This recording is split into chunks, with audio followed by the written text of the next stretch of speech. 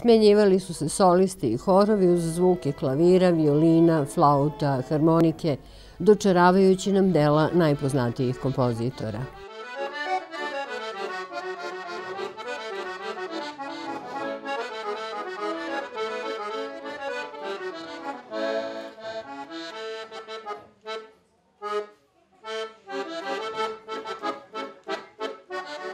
Veliko interesovanje i volja mladih za obrazovanje u muzičkoj školi Stevan Hristić u Stanišoru, kako u nižoj, tako i u srednjoj školi, jača je od prepreka koje život nameće Srbima u Kosovskom Pomoravlju.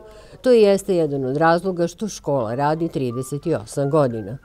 38 godina gotov u kontinuitetu, da kažemo, rada ove škole i to je još jedan pokazatelj da ovaj narod ostaje ovde.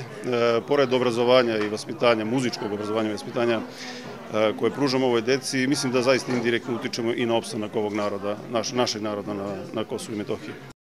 Zvuci instrumenta uneli su promene u živote mladih iz Kosovskog Pomoravlja. Vredno uče, vežbaju, pa su i nagrade postale njihova svakodnevica. Osvajaju ih na republičkim takmičenjima i festivalima.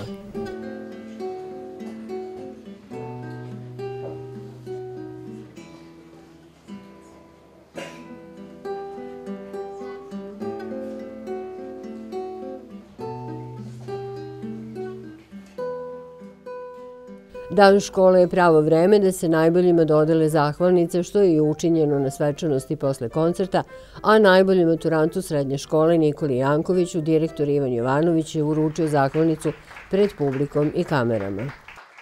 To je takmičenje mladih teoretičara iz harmonije i muzičkih oblika i to je takmičenje bilo u Požarevcu.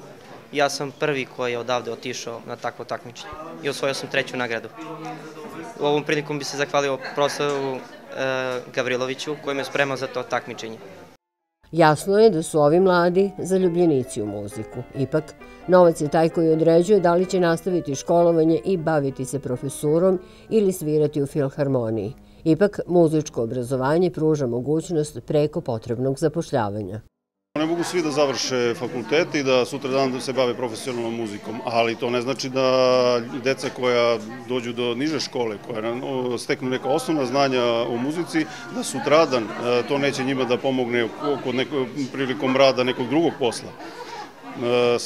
Čovjek što više zna, ništa nije na odmet.